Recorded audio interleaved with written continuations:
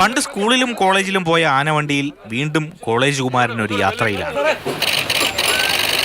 സാഗർ കോട്ടപ്പുറം യാത്ര ചെയ്യുന്ന പോലെ ചോദിച്ചല്ല, കഥകൾ പറഞ്ഞു തനി മോഹൻലാലായി.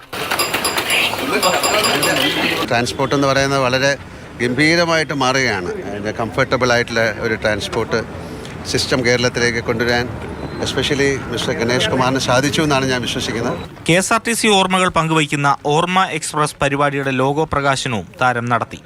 വോൾവോയുടെ പുതിയ ബസിന്റെ സവിശേഷതകൾ അദ്ദേഹം നേരിട്ട് കണ്ടു മനസ്സിലാക്കി. Sleeper, seater, sleeper cum seater, link, super fast, ordinary ബസ്സുകളാണ് നിരത്ത് കീഴടക്കാനെത്തിയത്. എല്ലാം ആധുനികവൽക്കരിക്കുക. ഈ യാത്ര മംഗളമായി ഭവിക്കട്ടെ.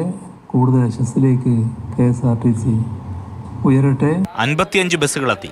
മൊത്തം 340 ബസ്സുകളാണ് വാങ്ങിയത്. KSRTC ഇതുവരെയുള്ള അതിൻ്റെ മുഖച്ഛായ മാറുകയാണ്. എല്ലാ തരം യാത്രക്കാരെയും, ഗ്രാമപ്രദേശങ്ങളിലെ യാത്രക്കാർ മുതൽ ദീർഘദൂരം പോകുന്ന സ്റ്റുഡൻസ് അടക്കമുള്ള വാഹനങ്ങളുള്ള എല്ലാവരെയും, കാറുകളുള്ളവർ പോലും കാർ ഉപേക്ഷിച്ച് KSRTCയിൽ വരിക എന്ന ലക്ഷ്യത്തോടെയാണ് ഞങ്ങൾ ഈ ഫ്ലീറ്റ് മോഡേണൈസേഷൻ നടത്തിയത്. ഓണത്തിന് അന്തർ സംസ്ഥാന റൂട്ടിൽ പുതിയ ബസ്സുകൾ അധിക സർവീസ് നടത്തും. സെപ്റ്റംബർ 1 മുതൽ 15 വരെ ഈ സർവീസ് നടത്തിയ ശേഷം ബസ്സുകൾ വിവിധ ഡിപ്പോകളിലേക്ക് വിട്ടുകൊടുക്കാനാണ് മാനേജ്മെന്റിന്റെ തീരുമാനം. മാതൃഭൂമി ന്യൂസ്, തിരുവനന്തപുരം.